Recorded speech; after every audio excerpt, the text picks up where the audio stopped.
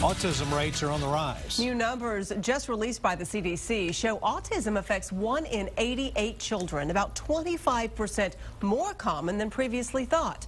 And it may affect more than 1 million children and teens. But KXAN's David Scott reports this evening that this latest news is not necessarily bad news.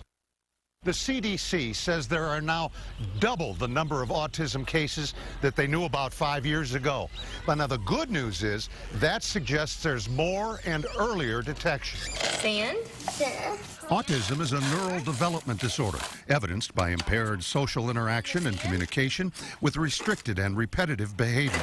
Catching it early, at age 2 or 3, can lead to more effective therapy because the brain circuitry is still developing. What time are you going to go out there on Sunday? At Nello's Bike Shop, the Autism Society of Austin is preparing for their big charity bike ride this Sunday in Georgetown.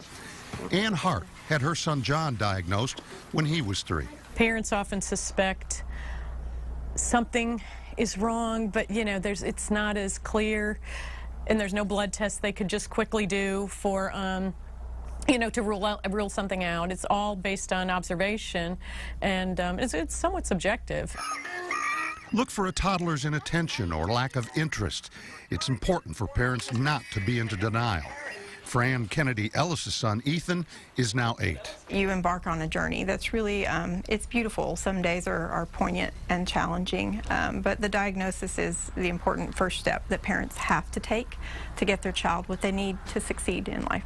There is no cure for autism, nor is it fatal, but autistic adults can put themselves into harm's way without supervision.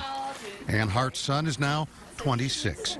His schooling year's over, tended by his parents, his future uncertain. Medically, there's no reason why they wouldn't live well into adulthood, which is what's frightening for parents, because you can't assume you'll outlive your child. You might, but the odds are you won't, and so you have to plan for that. Still, the disturbing news is that 40% of diagnosed cases occur after the age of 4, when the therapy would be less effective. David Scott, KXAN News. If you would like to join the Autism Society's annual charity bike ride, it's this Sunday at Berry Springs Park in Georgetown. You can register at austinautismbikeRide.org.